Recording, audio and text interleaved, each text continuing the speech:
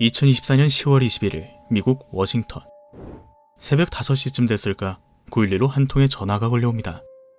제 동생이 방금 가족들을 쏘고 자살했어요. 신고를 받은 경찰과 구급대원들은 곧장 소년이 있는 곳으로 향했고 얼마 뒤 신고 전화를 한 그 소년을 체포합니다.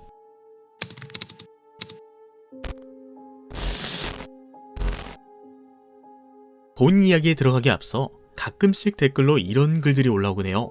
와빌님, 말씀해주신 링크 들어가 봤는데 이젠 접속 차단이 되어 볼 수가 없대요. 저도 유튜브 컨텐츠를 제작하며 겪었지만 시간이 지나면 볼 수 없게 되는 기사, 영상, 사이트들이 많아요. 이럴 때 저는 혹시나 하는 마음에 VPN을 활용하는데요. 이 VPN이 흥미로운 점이 클릭 한 번으로 접속 국가를 변경해 지역이 다르다는 이유로 접할 수 없게 된 것들을 종종 볼 수 있게 해줘요. VPN은 특히 해외에서 국내 OTT 서비스를 시청하거나 넷플릭스의 다양한 국가 컨텐츠를 즐길 때 매우 유용한데요. 노드VPN은 118개국 7,300대 이상의 서버로 빠른 속도로 컨텐츠를 즐길 수 있다고 해요. 게다가 저는 과거에 유튜브 채널이 해킹당한 적이 있다 보니 VPN을 고를 때 무료보다는 유료 중에서도 피싱 사이트 차단, 다크웹 모니터링 기능으로 개인정보 유출 여부를 판단해주는 등 다양한 보안 기능을 가진 노드VPN을 골랐는데요. 현재 더보기란과 댓글창에 구독자 전용 링크로 구매 시 최대 74% 할인과 3개월 구독 선물, 그리고 구독자분들께만 추가로 1개월을 더 제공하니 놓치지 마세요.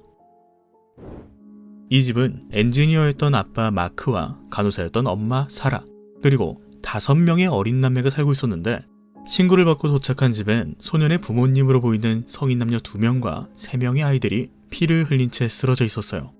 화장실에 숨어 신고 전화를 했던 첫째 아들은 동생이 전날 밤에 야한 걸 보다 들켰는데 그게 문제가 될까봐 이런 짓을 저지른 것 같아요 라고 말했고, 실제로 숨진 둘째의 손엔 총 한 자루가 쥐어져 있었죠.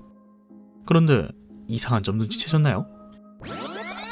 이 집의 가족은 부모님 포함 총 7명이에요. 그런데 신고를 한 첫째 1명에 사망한 가족이 5명이면 총 6명인 상황. 1명이 없었어요. 그날 소년이 신고를 하고 몇 분 뒤 911로 또 다른 전화가 걸려옵니다. 이웃집애가 살려달라며 뛰어왔는데 글쎄 그 아이 큰오빠가 가족들을 다 총으로... 아마 접선도 놀랬을 거예요.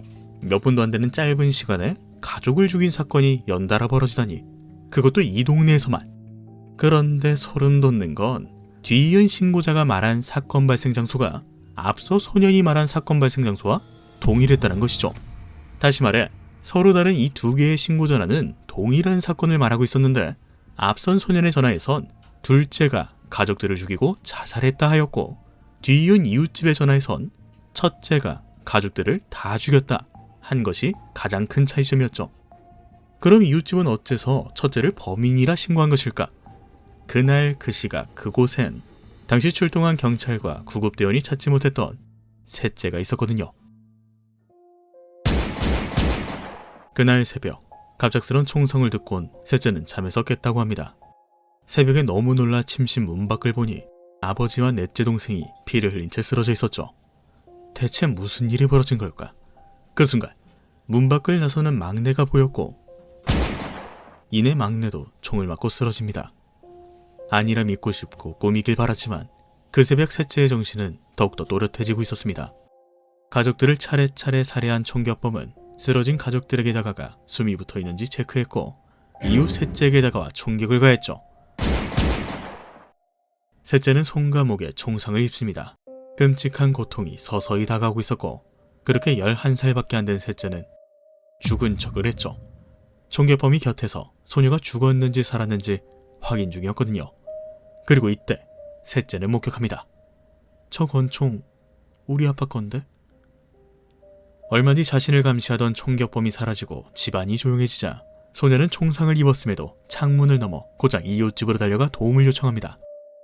너무나 혼란스러웠던 24년 10월 21일 새벽, 그 어린 소녀는 부상을 입은 채 똑똑히 말했죠.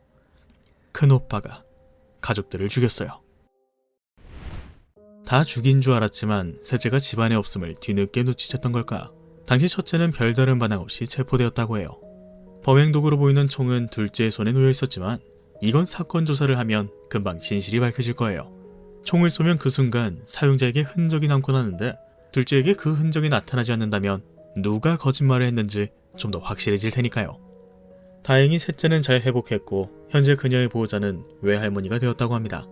죽은 척하여 살아남았던 셋째는 큰오빠가 성적 때문에 많이 스트레스를 받았어요 라고 말했지만 여전히 다음 재판을 기다리고 있는 현재 진행 중인 사건이기에 아직 많은 것들이 공개되지 않은 상태입니다. 첫째는 가족 5명을 살해하고 1명을 살해하려 한 혐의로 기소되었다고 합니다. 허나 아직 청소년이기에 첫째의 이름은 공개되지 않았죠. 현재 이 사건은 청소년 법원이 아닌 성인 법원에서 재판이 열리게끔 요청받았다고 합니다. 이 요청이 처리되는 것만 해도 몇 달이 걸린다고 하는데 결국 소년에게 내려질 판결 그리고 처벌이 무엇일지 계속 예의주시하며 후에 기회가 되면 관련 영상으로 찾아뵙겠습니다. 지금까지 그날 그곳엔 한 명이 없었다였습니다.